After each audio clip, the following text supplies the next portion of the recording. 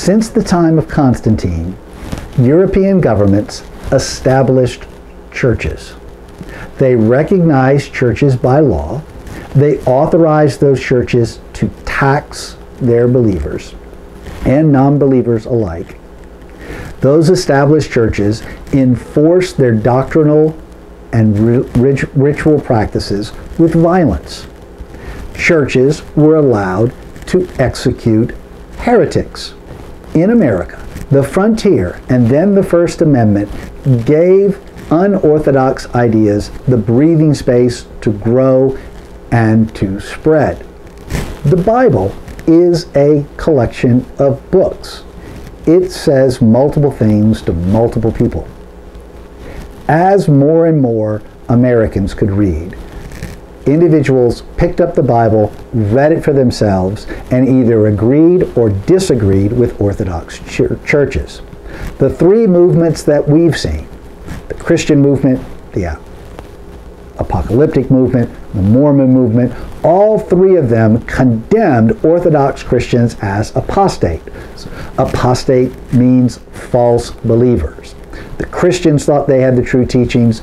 The apocalyptic Christians thought they had the true teachings. The Mormons thought they had the true teachings. They read the Bible or had new revelations, and that allowed them to found new churches. The intolerant nature then of Orthodox Christianity drove these new varieties of Christianity to separate from American society. They moved out into places they could create their own isolated communities.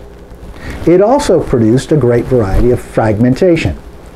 Unlike the dream of most of these Christian movements, their simplification, their new revelations did not produce the desired unity, overcoming the fragmentation of the Orthodox Christian churches. Just the opposite.